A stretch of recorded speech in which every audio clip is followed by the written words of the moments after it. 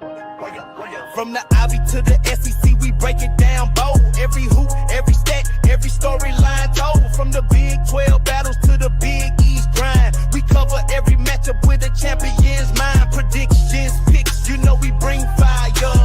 Interviews that lift your insight higher. Moss dreams start from November tip. Every bounce, every buzzer, we don't never skip.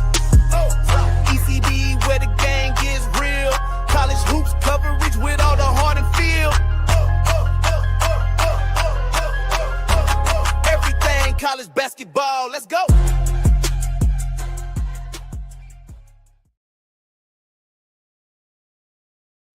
What is up, everybody? Welcome back to another edition of the Everything College Basketball Podcast, episode 239. I'm, of course, your host, Josh Burton, and it's just me today on this cold and snowy morning here in central Indiana. It has been almost a month exactly since we last came to you for episode 238. I know it's been a while. We've still been active on the Twitter page. We've still been active on the Facebook group, but we've just not recorded. And there's some reasons behind that. Winter time, not necessarily winter. It's usually around the holidays. It's kind of rough for me. I just don't feel like doing a whole lot. I guess it's kind of that whole, I don't know if you want to call it like winter seasonal depression, because I keep saying winter. I like winter, obviously, basketball. I think it's more just a seasonal depression, and it's kind of hit me harder this year, and I just really haven't felt like getting on the mic and in front of a camera and talking. I did make an exception last Friday. I was a guest on the X's and Joe's podcast, part of the Back Home Again Network, an Indiana-based podcast network, and talked to my guy Bob Moats about the Indiana, Kentucky, and Louisville kind of renewed series here. Since we live in this part of the area, and there's a deep, rich history between those three schools in this part of the country here. So that was fun. That kind of gave me the itch and the bug to get back on. And I decided, all right, it's been enough time. Sometimes when you face stuff and challenges that maybe you don't want to do, it's best if you just put your head down and kind of get through it. So I'm grinding away here, trying to get out of this funk I've been in, but no guests today. Letting Michael, letting Peyton, normal guests, kind of just have the day off. I felt like it was apropos if I got on this morning at 9:55 and let's just record. I didn't even tell them about it. So hopefully now we'll start to get the ball rolling again. But I just wanted to be totally honest about everything that's going on here. I titled the show "A Lot Has Happened" because in the month since we last recorded and brought you guys an episode, there's been a ton in this sport that has happened. We are starting to see trend lines now of teams really starting to separate. I think we all had an idea back when we last recorded of teams, and this was early. This was 3, 4, 5 games in, of teams who are starting to show signs of being tier 1 and maybe a separation between tier 1 and tier 2 and then tier 2 and tier 3. You're really starting to see that separation now that we're 10 plus games in of who is looking really, really potentially great from the teams who look really good. And we're going to kind of talk about that. Obviously, we're not going to cover a month's worth of results. That would be silly to do that. You guys have had plenty of time to digest a lot of these results. But we will talk about what's happened this past week and weekend. What just wrapped up yesterday on a fantastic Saturday of college basketball. We'll look ahead a little bit as we barrel towards Christmas and the holidays. Let me turn down my phone here, but we'll just kind of talk and chat it out. This obviously, I don't know if I'll be able to do an hour and a half, 2 hour episode by myself. I mean, I could.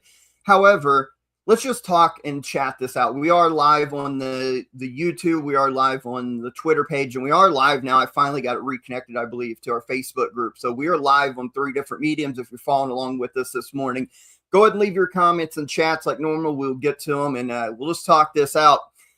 I want to talk about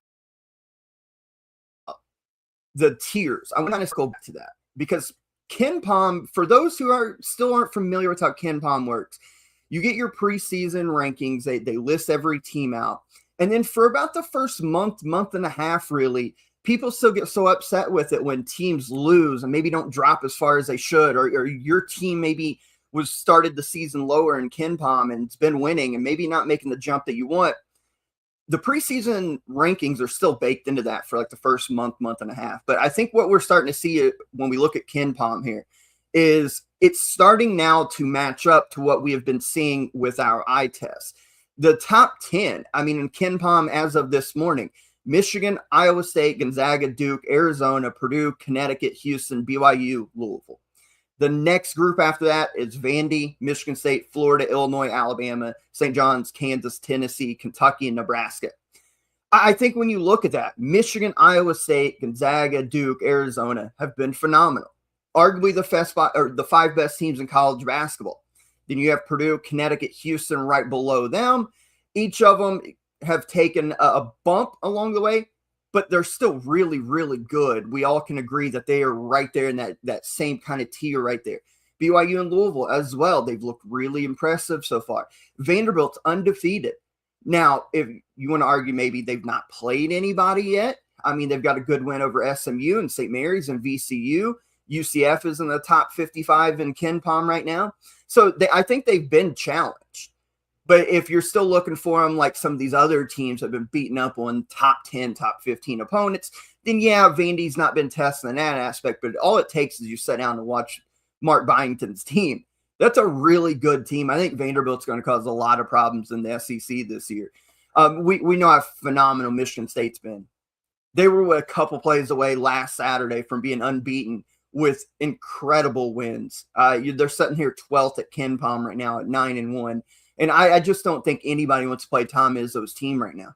I think we've talked about it off air since we haven't been recording, but the brain trust, we'll say, of ECB has talked a lot about this. Boy, does this ever feel like a Tom Izzo classic. A team that came in that we figure would be good, but maybe not great. I know I had them in the middle of the pack of the Big Ten when DeRosa and I did our Big Ten previews a couple months ago. Then you get to watch them play early part of the year. Colgate, Arkansas, San Jose State. They can't buy a three to save their life. Come out and hit 12 or 13 or whatever it was against Kentucky. They start to find their way. Still not a great three-point shooting team. They're average on percentage-wise. 35.7, 94th in the country. You'll live with that. But what they do so incredibly well is why this is an Izzo team. He's got a steady, great point guard in Jeremy Fears Jr. He's got athletic freaks like Cohen Carr. He's got big men who won't wow you around the rim with a lot of the modern flashy moves that they do, but they're more of a traditional post that can really just do a lot that affects winning. Jackson Kohler, Carson Cooper, get down there and body people around the rim. Kohler can step out and knock some threes down. You've got role pieces making the jump from freshman to sophomore year in Kurd Tang. Look, this is a perfect Tom Izzo team. They're fourth nationally in KenPom right now in defensive efficiency, 47th in offense. You would imagine that offense would continue to get better. If they can get that offense in somewhere around that top 25, top 30 area, this defense is going to travel every night. They're going to beat you up on the offensive glass. They're 8th in the country in offensive rebound percentage. It's a perfect Tom Izzo team. It's perfectly built for him. And there's no reason to think that this will slow down, because even on nights that they don't particularly shoot the ball well, we know time and time again, whether you want to say Houston or Tennessee or when Virginia was on their run and won a title, that defense, the toughness, the rebounding will travel every night, and they're always going to have a chance. Plus, again, they have a point guard who, in my opinion, Braden Smith's still the best point guard in the country. Jeremy Fears is a close second to him. Doesn't turn the ball over. He makes winning plays. You can't get him rattled. I mean, this is a perfect Tom Izzo team. And I think what we're seeing with the Spartans through the first month and some change into the year is that there's one of these teams early on that maybe or maybe not you had high expectations or whatever the case may be. But now it's almost evident to everybody that's watching that understands the game that Izzo's got another squad that's capable of competing. It would not shock me if at the end of the year, Michigan State is not top 2 in the Big Ten and doesn't end up as a top 2 or 3 seed and make another run to the Final Four and end up in Indianapolis in March or early April. Like, this is a perfect Tom Izzo team, and I just think it's obviously through 10 games, it's a team we have to put on our radar. They're not tier 1. They're not with Michigan, Iowa State, and some of the other ones I'll talk about here in a second, but they're in tier 2. And being tier 2 means, in my opinion, your Final Four good, and I think that's where Michigan State's at. Again, going back to KenPom, Florida, I guess if people wanted to argue with Florida, I think this is where some of those preseason rankings are still baked into this. They're 6-4. Not really. Let's see. They don't have a marquee win. Their best win to date is Providence. Let me take it back. Their best win is Miami. Miami gave them all they wanted. Florida was just able to pull away. I watched that entire game about a month ago. They beat a pretty good George Washington team yesterday, but struggled. I just think the problem with Florida now is their front court's outstanding. Thomas Houck, Alex Condon, Ruben Chinule, they're phenomenal. Michael Hanlogton coming off the bench. Their guards I think, is what needs to improve. Xavier Lee, Boogie Flan, very talented guards, but both need the ball in their hand. And so one of them has to play off ball. And I just don't, especially Lee coming over from Princeton, I just think it's been a bigger jump than maybe what he even expected. Obviously, with athleticism going up, the night in, night out struggles are totally different from what Florida plays night in, night out to what you would play with in the Ivy League. I do think there's talent there. He's shown flashes of it, but he's just got to get better. I almost would just rather see Boogie Flan on the ball at all times. Unless he's out, then Lee can go play the point guard. I'd maybe put the ball in Boogie's hands and then let Lee come off ball. And then let's see if maybe that can get him going. But there's a lot of talent there. I think Urban Clapshard's been good for him off the bench. He gives him a 3-point spark off the bench. I think Florida will get there. They continue to be one of the best offensive rebounding teams in the country. They were phenomenal, led the country in offensive rebound percentage last year. They're 4th now. Again, with that front court, they're going to get there. Like Houck, Condon, Chinule, Hanlogton, they've got a great front court. The backcourt's just got to step up, and I think you'll start to see Florida maybe meet some of those preseason expectations. 26% from the three-point line is not going to cut it, though. Clearly not going to cut it. I believe Lee and Flan in particular are better shooters than what they've shown, but they've got to get some of those to fall, or else Florida could be one of those teams that they're good on any given night, yet they could also lose in conference play to like Mississippi State. So if you can't score the ball, as we find out with Kentucky, life is a lot harder. I think the biggest surprise in everything right now is Nebraska. Nebraska 20th in KenPom, 11-0 on the year. Their last 3 wins: Creighton, Wisconsin, Illinois, everyone by Illinois, they won by 3, but 2 of the 3 is what I meant to say, by double digits. They blew out Creighton at home last week, 71-50. They play Wisconsin at home on Wednesday night, beat them by 30. They've got wins over Kansas State, which Kansas State's been disappointing, but they've got a good win over Oklahoma. I buy into this Oklahoma team. They go on the road yesterday to Illinois, pick up a win against Illinois in the late stages of that game, on the road, hostile environment. I mean, Fred Hoiberg, they got the nation's longest active win streak dating back to last year. They were 15 games in a row. They're 28th in both offense and defense. They've got the same 28 and 28 there on offense, defense. So it's a well-balanced team.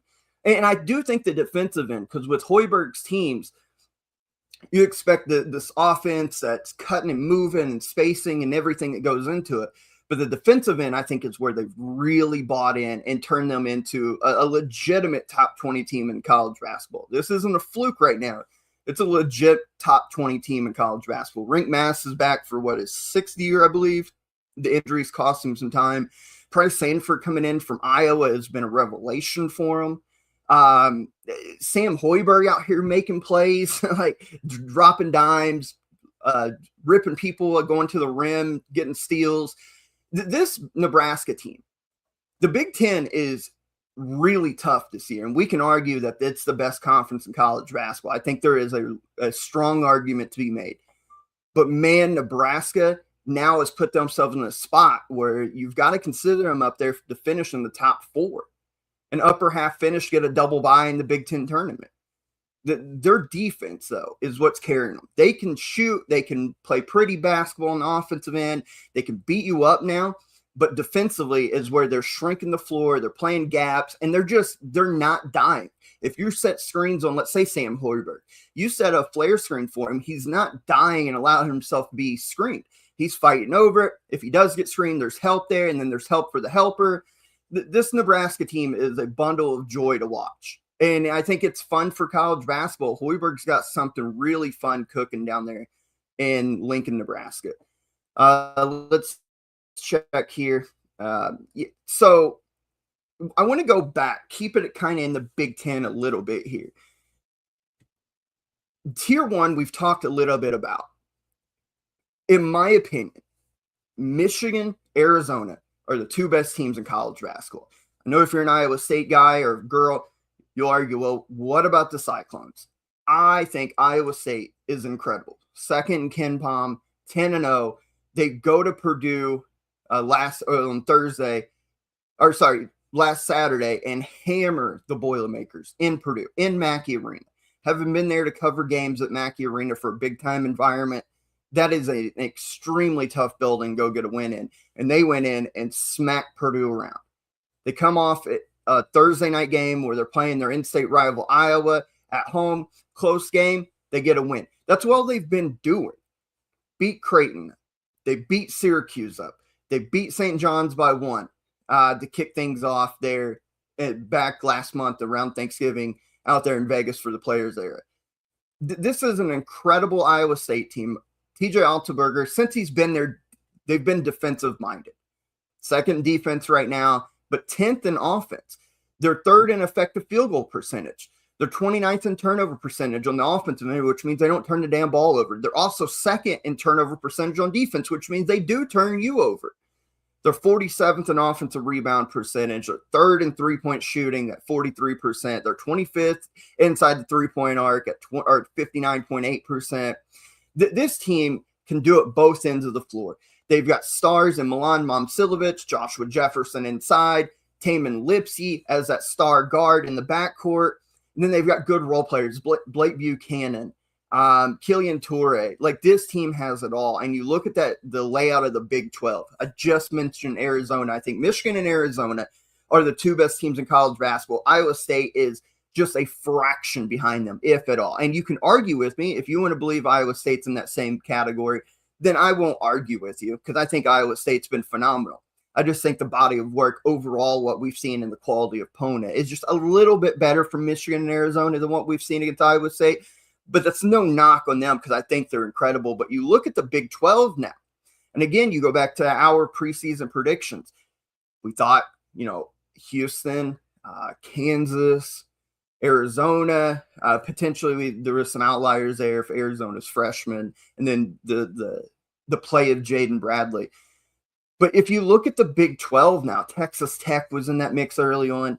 Iowa State is firmly at the top of that now, with Houston maybe struggling to get to the spot where we think Houston eventually will end up. Arizona is their main competition. BYU, I forgot about them. The Big 12 is really tough, the similar way that Big 10 is. Big 12 is really tough. But, man, Iowa State has just been nothing short of phenomenal so far. And I think you got to give Otzelberger a lot of credit, because I always find it harder to take a team who is so defensive-oriented, their identity. Again, going back to Tony Bennett with Virginia or Rick Barnes with Tennessee. The teams who are so defensive, let me say that again, have their identity rooted in defensive organization. And then you go and try to set them free offensively and try to get players to come buy in, not only to playing great defense, but that can also help you with the offensive end. I think he has finally started to figure out that, yeah, the defense is awesome. We'll hold people to 55 points, 60 points, but we also need to score the ball. And we saw it last year with Tamin Lipsey and Milan Momcilovic. And I just think last year is when he started to figure it out. And this year he has a good identity and a good feel of what his teams moving forward need to be. And it helps when you have a star guard like Tamin Lipsey going out there making plays for you. And you have a dude in Momcilovic who'll bust threes that has good size. And Joshua Jefferson, bringing him over last year from St. Mary's, that can kind of roam the interior and do a lot of things around the rim to shore up the back end of your defense. I just think Otzelberger, I think what we've seen the last 2.5 years is the growth of a coach in real time, figuring it out on a fly at a good program in a really tough conference. And now you're starting to see the fruits of that labor this year starting to pan out. You saw it last year, but I really start to think you're starting to see some of the fruits of the labor there come out this year. I mean, Iowa State's phenomenal. But back to my original tier and what I considered the tier 1A, Michigan and Arizona, guys. Michigan and Arizona have been just world beaters. They're not winning games against good competition. They are blowing the doors off of good competition. Michigan's number 1 in KenPom. They are number 1 in the ECB Top 25 that came out last Monday. You look, and it's so weird because you look at the beginning of the year. They should have probably lost to Wake Forest and TCU. Wake Forest in game 2 of the year drug them to overtime in Detroit, and Michigan found a way to pull that off 85-84. TCU had a lead on them in the second half late.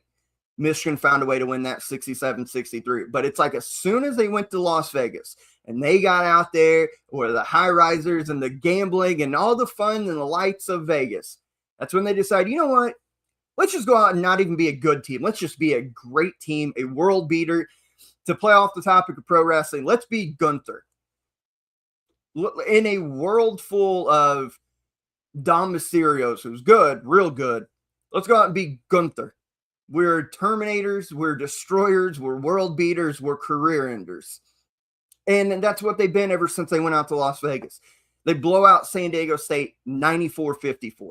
They beat a good Auburn team, a 102-72. They hammer Gonzaga in probably the most surprising result of this young college basketball season, 101-61. They follow that up against a bad Rutgers team, 101-60.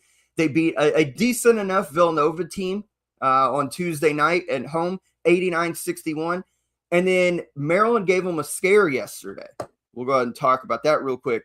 Maryland had the lead in about halfway to go in the second half there. And then Michigan went on a run. I'm trying to pull up the run here. But Michigan went on a run to get the lead and gain control and end up pulling away for an 18-point victory. But Maryland gave them a scare there in College Park. But again, Michigan, I mean, you look at these runs here. Michigan 12-2 at one point. Well, that's kind of common. 22-7, about a 6-minute stretch there at the beginning part of the second half. And then a 14-2 that followed that up shortly after a couple minutes later. That's how they were able to get the lead and pull away. Their spurt ability is insane. Again, they could be losing a game in a tough environment against a scrappy Maryland team. And then essentially in a 10-minute stretch going a 36-9 run, and the game's out of hand. Their spurt ability is insane. 12 of 19 from the three-point line. They're shooting 37% on the year. They're number 2 in two-point percentage, shooting 64.5% inside the three-point arc. 64.5, and then flip that on the defensive end, which they have the number 1 defense of college basketball right now, and adjusted efficiency. They're second in two-point percentage, then they're number 1 in defending in that same area of the floor. Teams are only shooting 38.7% inside the three-point arc against Michigan. It's, again, what we talked a little bit about Iowa State. Michigan can play both ends of the floor. They're incredibly tough defensively, and they find ways to score the ball in crazy spurts usually. Their tempo, 12th in the country, so it's not like that they're slowing the ball down, limited possessions. They want to play fast. I mean, look at all these 100-point games in the last 5 games. 102, 101, 101, 101. They've had 3 101s and a 102 in 4 of the last 5 games. Against San Diego State, a great defensive team usually with Brian Dutcher, they put up 94. They put up 89 against Villanova. This team, I mean, the opening game of the year, Oakland, they put up 121. They've scored over 100 points now 5 times. 5 of their 10 games, they've scored over 100 points. It's crazy what Dusty May has built in his second year. They were good last year. They swept the Big Ten regular season and Big Ten titles. He goes out and hits the portal hard, brings in the Axel Lindenborg, brings in Elliot Cadeau, brings in Morez Johnson from Illinois. You're getting good play out of Roddy Gale. You're getting Trey McKinney, the freshman, to find his groove. This team is stacked from top to bottom. You talk about roster construction. You talk about great coaching. You're talking about will to just beat your ass on both ends of the floor. Michigan is in a tier above everybody else besides this next team. I think the only team that can compare to them in this same category as of right now is Arizona. 5th in KenPom, like I mentioned, they're 9-0.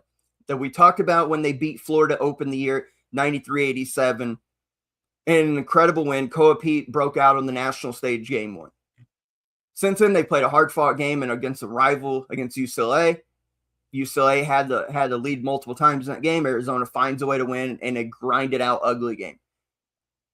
They go to UConn on the road in a true road environment the very next game, right before Thanksgiving, and pull out a win against Dan Hurley's team in Storrs, Connecticut, 71-67. The last 2 games, they blow out Auburn.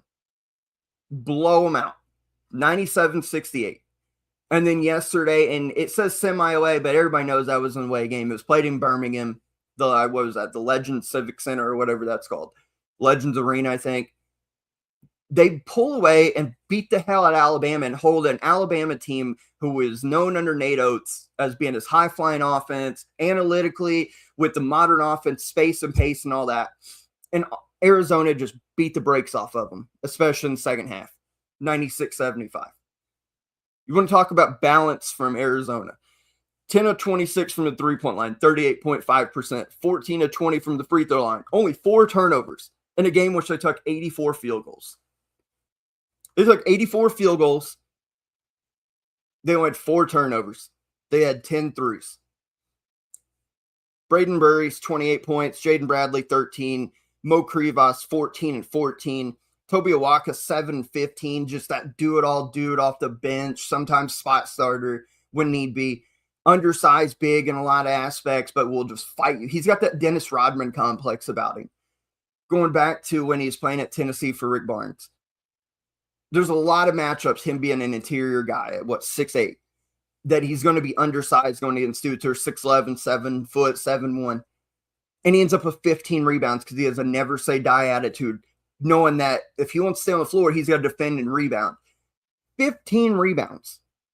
15 rebounds is crazy. And we know Alabama doesn't have that traditional big size, but they're not a small team either. 15 rebounds. Karchenkov, 10. Del Orso, 13. Koa Pete was quiet as can be in this game.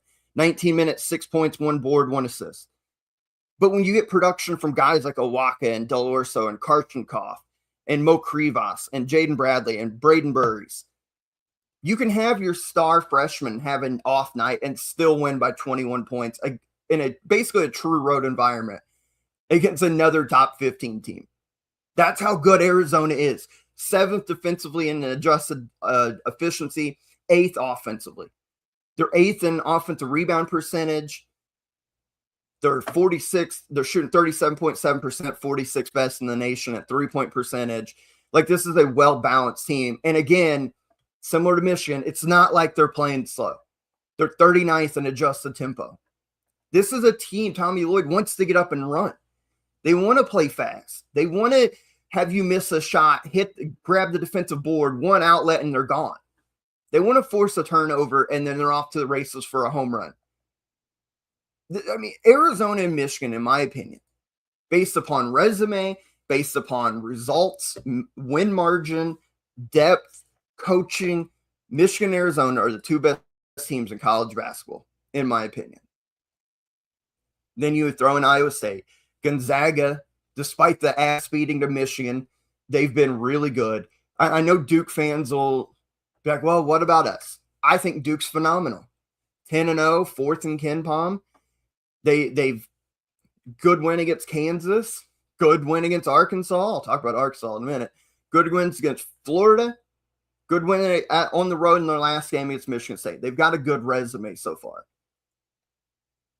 But again, if we're looking ahead and potentially matching these teams up, do you think, listener and viewer, that Duke on a neutral floor, and by neutral, I do not mean in the state of North Carolina like they usually get in NCAA tournament. I'm talking about put them in Indianapolis against Michigan and Arizona right now And who do you think wins those games? I think Cam Boozer clearly has been outstanding. Double threat every time he's on the floor. Isaiah Evans, Caleb Foster. Isaiah Evans is making big shots. The shot he made against Florida to win the game. Patrick Ngangba has been incredible. I think defensively, Duke has just been ridiculously good. They're third in the country in defensive efficiency. Number one in effective field goal defense. I think defensively, Duke has been outstanding. I think they've been good offensively, but I think that there is a weakness there if you put them right now against a team like Michigan and Arizona, where I think that they could be forced. If Boozer is not on his shit and you don't leave Isaiah Evans open, I think that they could potentially go on scoring walls of 5-6 minutes. And it seems like Michigan and Arizona, who have this crazy spurt ability we've talked about, I think that would be enough to separate the game. I'm not saying Duke's not good. I think Duke is phenomenal. I just think they're on tier 2 below Michigan and Arizona right now. Let's talk about some of these other results from yesterday, getting some other teams here. Kansas goes on the road, gets a win against North Carolina State in OT. They had a career day from Melvin Council Jr. Melvin Council Jr. had 36 points in this ball game. And this is with Darren Peterson back. Peterson played 31 minutes, 17 points, 5 boards, 4 assists. But Melvin Council Jr. willed Kansas to a victory. 36 points, 7 boards, 4 assists. Jayhawks go 11 of 30 from the three-point line. 8 turnovers, 46 rebounds. Kansas, when you look at them now, it's been kind of up and down. They're 8-3. They're 17th in KenPom. They're back inside the ECB top 25 after being out for a week. They lose to Carolina on the road. Peterson then goes out after that game. We don't see him for a while. They played Duke very good up in Madison Square Garden for the Champions Classic, but Duke was just ultimately the better team, especially without Darren Peterson. They lose that game by 12. And you go out to Vegas, still no Darren Peterson. But you come away with 3 really good wins for them that they needed. Beat Notre Dame. Okay, Notre Dame is what they are, but they are. Same with Syracuse. Then you beat Tennessee, who had just beat the night before Houston. And you get incredible performances out there in Vegas by Melvin Council, by Flory Badungan, by Trey White. I think Vegas did a lot for the psyche of Kansas, considering that they had to win 3 games in 3 days against 3 quality opposition, one being really good in Tennessee. Without Darren Peterson, you also lose the Duke without him, but you learn to play without him. You lose the Connecticut. I don't think, I had to go back. I don't remember. Did he play in that Connecticut game? No, he did not. So again, you lose a game at home against a really good to potentially great Connecticut team by 5 points in a game that you were in the whole time without Darren Peterson. And since he comes back, you beat Missouri, you beat North Carolina State on the road. And what that does is it's allowed guys like Council, it's allowed Flory Badungan, it's allowed Trey White, it's allowed Bryson Tiller and Jamari McDowell and Rosario and everybody else that's not going to be one of the top 2 or 3 picks in the draft to step up and take ownership of this team. And I think you can see Bill Self is loving his team right now. And I think Kansas, as we march forward, we get into Big 12 play. I think you'll start to see the best of Kansas now. I still worry about 3-point shooting a little bit, but they've really started to impress me in other aspects of the game. They've got multiple scoring guards now. Badungan protects the rim. He's a lob threat at the rim. I think Kansas is going to be fine, maybe even by the year's end, more than fine, and could project to be maybe a top 3 seed in the NCAA tournament again. I think this last month since we've recorded has been really big for Bill Self's team. Let's talk about Louisville. The Cards, man. 10th in KenPom. They're 9-1 in the country. They've got the wins over Kentucky, Cincinnati, which have proved to be maybe not as great so far as what they originally were when they won. Their only loss came during the ACC SEC Challenge when they went to Fayetteville, played a really good Arkansas team that I want to talk about right after this. They beat Indiana last week in Indianapolis. They're at home last night against an old rival, going back Conference USA days and beyond, against Memphis and just beat the door off Penny Hardaway's team.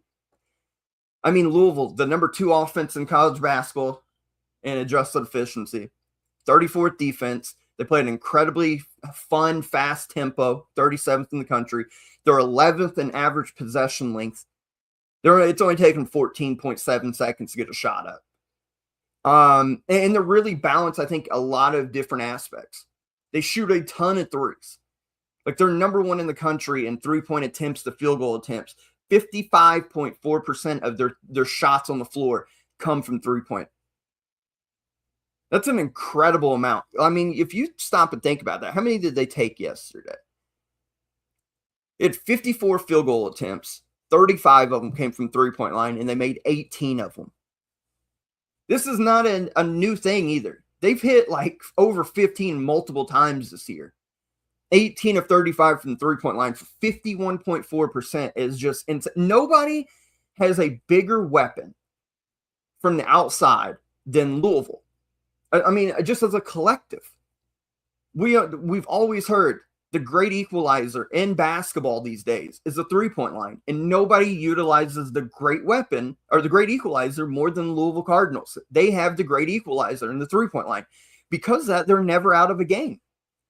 Also because that, like we saw against Arkansas, if they're not falling and you play a team that's older, tougher, athletic, then you have a higher likelihood of losing that game. But, man, they've got so many weapons. Michael Brown is a future NBA lottery pick. Ryan Conwell in his like 6th year, leading them in scoring, burying threes, crafty at the rim.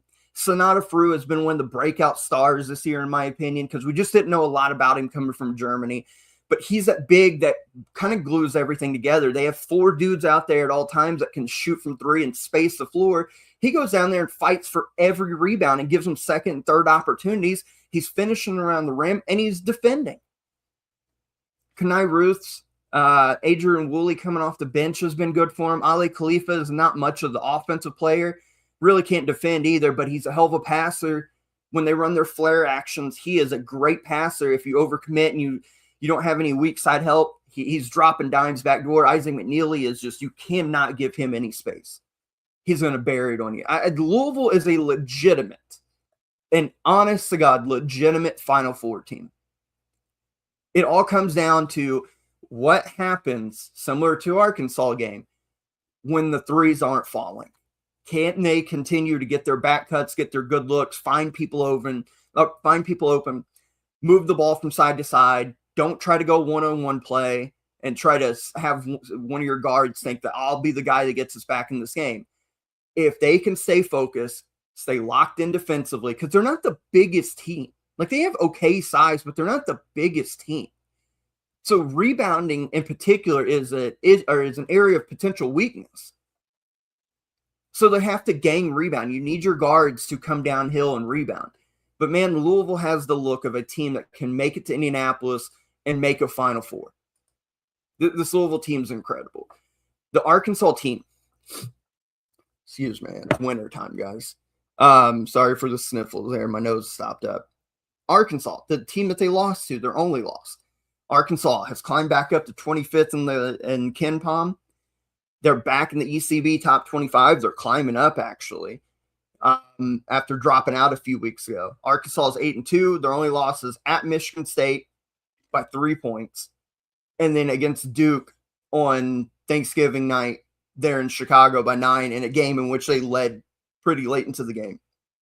It took a Duke run to get that lead and kind of stretch it out enough where the game was over. They've struggled in some, what you would think, bye games. Stanford honestly probably should have beat them. Watch that entire game. Lenny Acuff, our guy Lenny. That team, Arkansas probably should have lost that game and found a way to pull it out in the end. Winthrop probably should have lost that game, found a way to pull it out in the end. So a couple quote-unquote bye games they struggled in. But since that Duke game where, I mean, they had a chance to beat Duke on Thanksgiving night. They beat Louisville that we just talked about how I think they're incredible. They beat up Francisco State, Fresno State. And then they go into a top 20 showdown against Texas Tech. last night in a neutral environment and win 93-86. And I think Arkansas, Trevon Brazile, 24-10, Carter Knox, 20, Darius Acuff, 20, 3 dudes in 20-point scores. They've been getting good contributions from Malik Ewing, 9 and 6 last night. Malik Thomas, 8. DJ Wagner, quiet offensively. It's kind of been the story of him this year. He's actually been on the bench in a lot of key moments late in the game, kind of been reserved to, he's a starter, but then late in the game when it really matters, been on that 6-man type role. So it's been really interesting when junior DJ Wagner, everybody thought would take the next leap forward finally. Maybe, I wouldn't even say, and it's not fair to say he's taking a step back, but his role's actually kind of diminished. So it's really interesting to watch DJ Wagner there. But I think when you look at Arkansas, 10 and 19 from three-point line, they're not a great three-point shooting team. They're good. 36.8%. They don't take a ton of them. But if they can make 36% of the threes and limited amount that they take, I mean, especially last night, 10 of 19, like if Arkansas does that, you're just probably not going to beat them. Because defensively, I put this on our Twitter yesterday. To me, this is a perfect John Calipari team when he makes runs in the NCAA tournament. He's got a star backcourt in Darius Acuff. Malik Thomas is a microwave scorer. I almost kind of think of them as like, this is his version at Arkansas of when he had Malik Monk and De'Aaron Fox. I can't believe I forgot his name. De'Aaron Fox and Malik Monk. I think Acuff and Thomas can be like that version for him at Arkansas. The electric point guard who can really score, that's got good vision, that can make passes. And then Malik Thomas playing the Malik Monk role. Just a microwave scorer, athletic freak. But to me, the key to this team, I think defensively, Cal's teams are always good, especially as really good teams are great defensively. Dribble drive, they have athletes that can get by you. They can have athletes that play above the rim. They have dudes on the back end that can block shots. The key to all this is Trevon Brazile. His play this year has been extraordinary when you talk about taking that next leap. The reason I think in part Arkansas went on the run late in last year, where they came very close to beating Texas Tech and making it to an Elite Eight, was Trevon Brazile started stepping out, playing with confidence, making threes, blocking shots, playing above the rim on lob threats. He has carried that over from the end of last year into this year. He's got 3 20-point games already. He's got 3 10-rebound games. He's got 3 double-doubles on this year already. For a dude who was fairly inconsistent in his earlier part of his career, the end of last season and carrying into now, he has been one of the better players in the SEC as a total. I think his continued development there, he's not going to make 3 threes every game, but his ability to stretch out the floor for a team who still kind of runs, it's not an old school offense entirely, but it's predicated on the dribble drive. So you need spacing for your guards to get downhill and get to the rim. And to have a dude at your 4-man, sometimes 5, depending on the lineups they run, but at your 4-man who can stretch the defenders out because they have to honestly guard him from the 3-point line. He needs just to continue to be a threat out there and continue to play hard. I think his motor has been really good for Arkansas this year. And I think when you're looking at teams that's not in that tier 1 or maybe upper tier 2 that we've talked about, like the Michigans and Arizonas and Dukes and Iowa States and Gonzagas, to get to a Final Four, I think Arkansas's got the makings of it. They've got one more test in the non-con that we'll find out a lot about them. That is next Saturday against Houston. It's on a neutral floor is what it says. If they can go beat Houston in a game where Houston is known for their defense and toughness and all the things Arkansas wants to do, then I think it's really start the time to think about Arkansas as a team that can win the SEC and could go make a Final Four run. I think Cal's got himself a legitimate squad here and proven it again. Let's talk about Kentucky. Man, a lot's happened since we've talked. I think the last time we talked, Michigan State had just beat them, or they were about to play Michigan State. They get embarrassed by Michigan State. We all know that. beat a couple cupcakes, and then they drop a game in Rupp Arena to North Carolina, a game in which they went over 10 minutes without a made field goal, in a game in which they led a majority of the way and found a way to lose. And last Friday, they played Gonzaga in Nashville, and it was just embarrassing. It was 19-2 before you could blink. They got ran out the building and almost 40-balled. And then articles have come out from our friends at KSR about some of the behind-the-scenes issues with players and Pope and the JMI and the AD Mitch Barnhart. It's been a mess. He takes Brandon Garrison out of the starting lineup finally. On Tuesday, they blow out North Carolina Central after starting slow. Then they play Indiana. There have been 0-4 in games with teams who have a pulse. Louisville, Michigan State, North Carolina, Gonzaga. They needed yesterday's game in a bad way, or things. I mean, they got booed off the floor in Nashville with 99% blue in a great environment, and they got booed off the floor as they should have last Friday against Gonzaga. Had they not won last night against Indiana in the rivalry renewed, I worry about the safety of some people connected with Kentucky basketball. They found themselves down, honestly trailed for a good part of this ball game yesterday, but the game changed on its head when Lamar Wilkerson goes out at the 18-minute mark of the second half with his fourth foul. Because before then, Lamar had really got cooking. He finishes with 15 points on 2 of 5 from the three-point line. He had started to cook. Like, Kentucky was starting to have a hard time guarding him, and foul trouble got him. Foul trouble was a big issue. It's been an issue for Indiana all year, getting in foul trouble. It got them last night. They ended up with 24 team fouls. Kentucky had 18. Indiana went 26 of 29 from the free throw line. Kentucky went 25 of 38. Kentucky set out to be the aggressor. Now, for the first time in a while, because going back to the Carolina game, Kentucky got the Rupp Arena whistle. That's always been joked about, but in all sincerity, they've not been getting it at home like other teams do. They did get it against Indiana, but however, believe me, I got inundated with Indiana people saying, oh, well, you needed fouls and all this other stuff. They just beat a bad Indiana team. I got a couple things to say on that. Were calls going in favor of Kentucky on certain instances? Yeah, of course. But was Kentucky the aggressor? And Indiana looked like they backed down from the fight at some point. Indiana was up 9 with a chance to really make things bad for BBN and Rupp Arena. And Kentucky went on a run and started hitting off into the glass, and Indiana showed zero resistance to it. They showed zero resistance to it. And then they got punched in the mouth and never really threw a counter punch back. I get it, your star player is out. But if you look at some of his fouls, he was grabbing dudes across the arm. I mean, just fouls, like we talk about this a lot where, yeah, maybe fouls didn't go in your favor, but you also got to help yourself. Indiana turned the ball over 18 times. Kentucky 4 times. That's 14 extra possessions you gave away in a 12-point loss. Turn the ball over 18 times. A lot of them unforced. Throwing the ball away where a dude couldn't reach it. Getting your pocket picked. I mean, turnovers will kill you. Indiana shot tremendous from the free throw line. They did a good job. Kentucky decided to start fouling them back.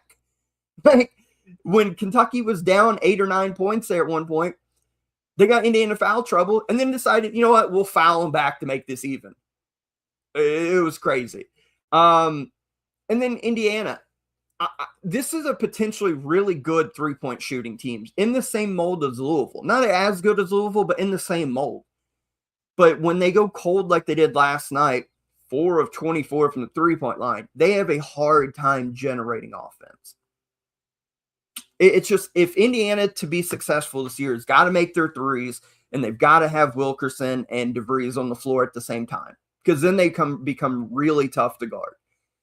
But look, it's not all doom and gloom. Indiana's 8-3, 1-1 in the Big Ten. Yeah, the only bad loss that you could say was at Minnesota. But again, you can make excuses for it. Like, Minnesota is a really tough place to go play out with the layout at the barn. And it can be tough. Historically, it's been tough.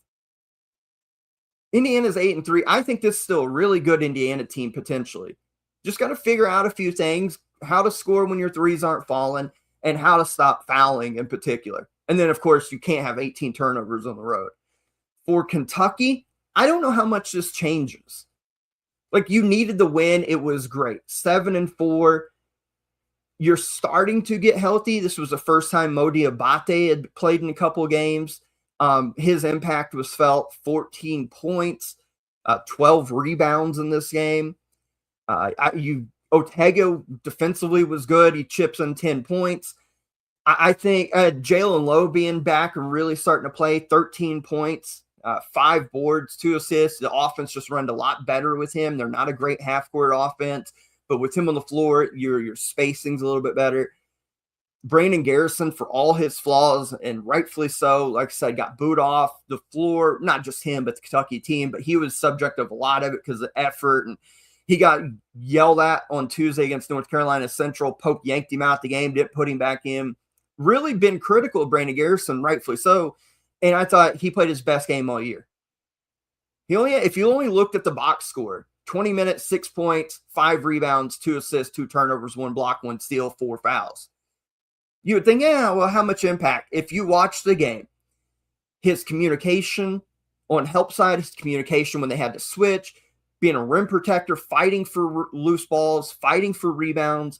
Brandon Garrison played his best game from an effort standpoint. And I think it's just been the key for Kentucky. They have to give effort.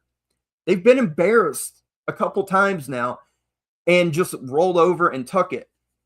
If they can start to show this fight now, get fully healthy to the best of their ability, because I don't know if J-Lo is going to be fully healthy, but if he can be 80% healthy, and you're on the precipice of getting Jaden Quaintance back, this team cannot shoot a lick. They cannot shoot a lick. 3 of 15 from the three-point line. What are they on the year? 32.2% for a team, and for a coach and Mark Pope, his identity is wanting to be modern offense with 5 out and you shoot a lot of threes. I think if anything, what they've started to teach themselves is, well, I guess if you're Big Blue Nation, what the hope is, you can't play that way. You have to kind of maybe dial it back and go old school and just let's start attacking the rim, play with great effort defensively, and let's win a lot of ugly basketball games. If you can do that and buy in and get everybody on that team to buy in, to sharing the ball, being the toughest son of a bitches on the floor at night in, night out, then they've got a chance to start to make headway and turn the season around. Because the season's not over. 7-4, not where you want to be, but you finally get one last night. You get St. John's on Saturday down in New Orleans. I think it's New Orleans or Atlanta. I forget. It's for the CBS Sports Classic, somewhere down south. I think it's New Orleans. Maybe it's Atlanta. Now I'm thinking about maybe it's Atlanta. But nonetheless, you get St. John's. They'll be another physical team that you'll play. But you get that, then you go in the SEC play, you open up with Alabama. If you buy in and get healthy to this is who you need to be, season's still out there. Kentucky could go on a run, and all of a sudden you look up at the end of the year and they've only got like 8 losses now. They finished 22-8 or 23-8, or I guess it'd be 24-8. And now you look at them as, again, like a top 3 or 4 seed. Season's not over, but this is who they've got to be. They can't play that pretty basketball with the Zoom actions and all the stuff that Pope wants to do because he didn't build the roster right to play that way. But it doesn't mean you can't still win. They can still win. They've just got to play ugly. Before I wrap everything up for this episode, for me doing it solo here for episode 239, there's one game in the upcoming early week I want to just touch on real quick, and that is Louisville on Tuesday night goes to Tennessee to play a true road game in Thompson-Boling Arena. We've talked a lot about Louisville in this episode. Tennessee is struggling. They had the great win out in Vegas against Houston where they shut down the Cougars, made winning plays at the end of the game. Then we talked about they lost to Kansas. They followed up in the ACC-SEC Challenge a couple weeks ago, lose to a fairly bad to mediocre Syracuse team up in the Carrier Dome. And then they lose last Saturday in Nashville to Illinois by 13 points. So they've lost 3 in a row. They're trying to find themselves again. Defensively, it's still good. They're 13th nationally in adjusted efficiency on defense. But where you see Tennessee like 1, 2, 3. So they're not as good as they've been, but they're still good nationally. Offensively, they're 39th. They're the number one offensive rebounding team percentage-wise in college basketball. I think Tennessee has a somewhat identity crisis. Like Nate Ament, your superstar 5-star freshman, it's just taken him time to get into the college basketball space of like how he should navigate this. He's 6'10", 207, but he's like a lanky 207. It's physical. Like when you play Houston, you play some of these teams, they're going to beat you up, and I think he's trying to figure all this out. They've got a good point guard, Jacob Gillespie, or let me say that again. Jacoby Gillespie, coming in from Villanova. I think Tennessee. I said Villanova. I meant Maryland. Excuse me. Jacoby Gillespie, Bishop Boswell, Jalen Carey, Felix Okpara, whoever you want to go with. Like it's a Tennessee team. And I remember all the talk in the preseason when they played Duke in the exhibition. Jimmy Dykes was talking to Rick Barnes about, we want to play fast. We're going to play so much more faster. We want to get shots up. They're 223rd in adjusted tempo. I said on this podcast with DeRosa, when I heard that comment, I said, well, I'll believe it when I see it. Barnes, I don't know. Maybe he realized this team can't play that fast as he wants to, or maybe he was just talked himself into believing it in the preseason, and then things got into real games and they got a little hard, and he goes back to what he knows, which has been very successful. But this team ain't playing fast. They don't have the ability for full 40 minutes, night in, night out, to play fast. They need to limit possessions, be the toughest son of a bitches on defense, rebound, and then go make plays on the offensive end with some of your better players. Gillespie, it's got to be a team effort to go score. Nate Ament, I think, will eventually start to really figure things out. But Tuesday night is a tough one because, again, for a team who is trying to figure out maybe that identity and figure out, like, are we a great defensive team or are we just good? Offensively, who is going to be our guy when we need a bucket? Is it Ament? Is it Gillespie? Can it be Bishop Boswell? Do we throw the ball in the paint to Felix Okpara? Does Cade Phillips step out and finally start to make a couple threes to space the floor? Louisville is a terrible team to go against to figure this out.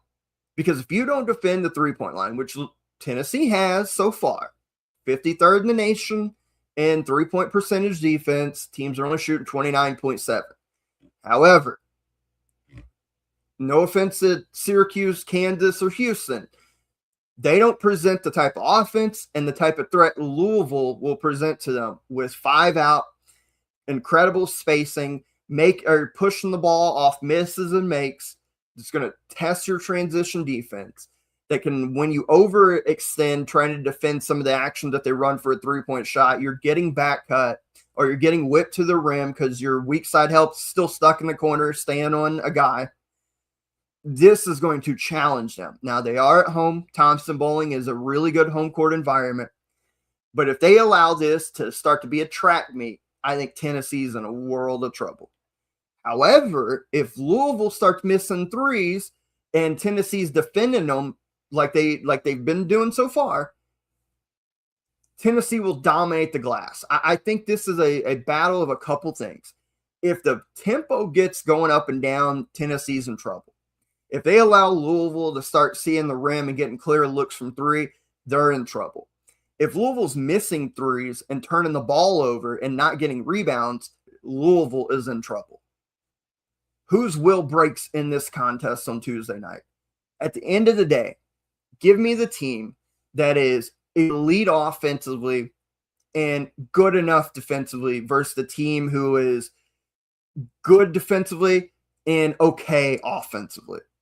Despite it being at home at Thompson-Boling, give me Louisville by a healthy margin. I would say by 6-7 points. I just think they're going to find a way to spread Tennessee thin and make them pay from beyond the arc. I think that's all I've got for episode 239 for you. I will get the gang reassembled for episode 240 here later in the week. Wanted to get back on here and let's just talk. Tried to cover as much as I could since we've been gone for the last month. and start to preview a little bit. Not a ton of games coming up in the early part of the week besides that Louisville-Tennessee game I felt worthy of talking about, but we will start to reassemble here. Hope you guys understand that, holiday season is just rough on me, and I'm working through it, and I apologize for the absence. However, it's good to be back.